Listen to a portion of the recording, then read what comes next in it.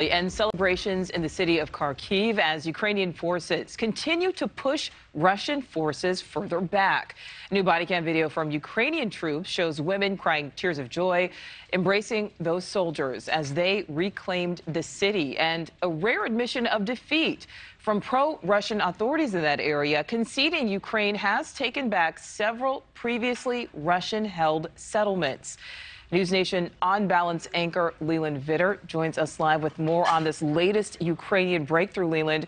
So what looks like positive news for Ukraine here, what does this mean for the future of the war?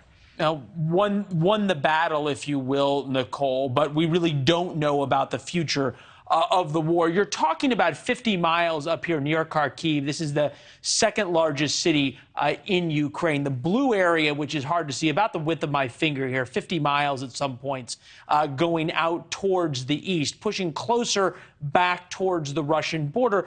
These weren't exactly heavily manned positions by the Russians, but it certainly caught the Russians off guard and shows now the Ukrainians are able to go on the offensive, much in the way they did around Kyiv a couple of months ago. Probably the more significant but less area in terms of territory is down here by Kherson. The Russians have tried to consolidate this whole area in the east.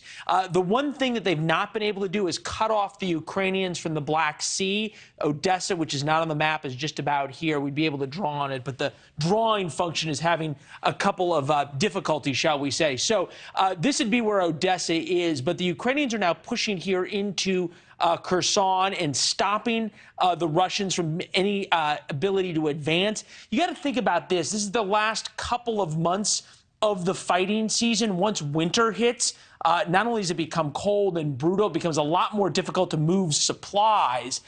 Whether or not that favors the Russians as the ground hardens, that's probably the real thing, Nichole, in terms of what we have to see before we can tell you whether either of these two advances are actually all that meaningful in something other than a PR way.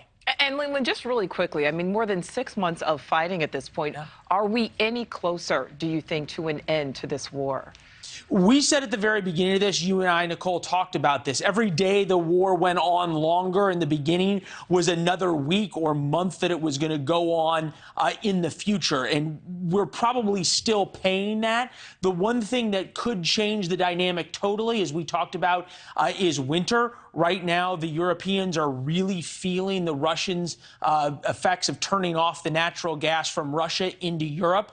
And really now, this is not so much about Ukraine and Ukraine's military, but how long Poland, Germany, the Swiss, the French are willing to endure the pain of high prices, of major inflation in their countries because of Russia, in terms of how long those countries will continue to support Ukraine. All right, Leland Vittert, thank you for that.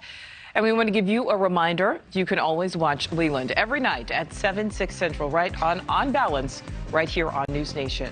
Thank you for watching. Go to newsnationnow.com to find NewsNation on your television provider. And don't forget to click the red subscribe button below to get more of NewsNation's fact-driven, unbiased coverage.